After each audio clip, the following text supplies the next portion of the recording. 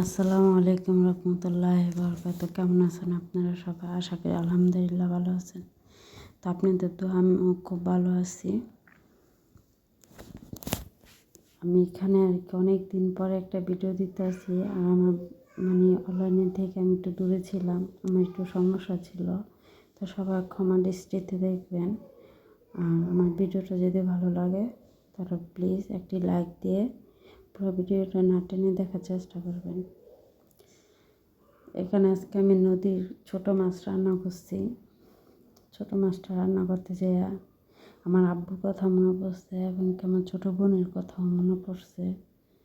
তো মনে করতে করতে এক কথা যেটা অনেক শাকটা, লাল শাকটা দেখে ওটা আব্বুর কথাটা মনে পড়ছে।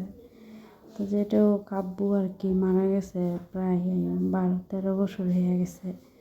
তো বিশ্বাস করেন কোনো কিছু তো হারাই নাই কোনো সময়। তো সবসময় আব্বুর সাথে রয়েছি। আর প্রতিটা মেয়েই আব্বু তার বাপের জন্য অনেক টান থাকে, আর বাপেরও মেয়েদের জন্য অনেক টান থাকে। যাক, সেটা নাই বলি। তো সব আমার আব্বুর জন্য দোয়া করবেন। এখানে আর কি মেয়ের ভাত খেতে দিছি, তো আমরাও খেতে বসছি। তো সবসময় আর কি লাল চালের ভাত খাই। তো তো গ্যাস ছিল না, দ্বিতীয়ত একটু 2 বোন একটু বাইরে গিয়েছিলাম, তো লাল চালের ভাতটা রান্না করতে পারিনি। তো এটাই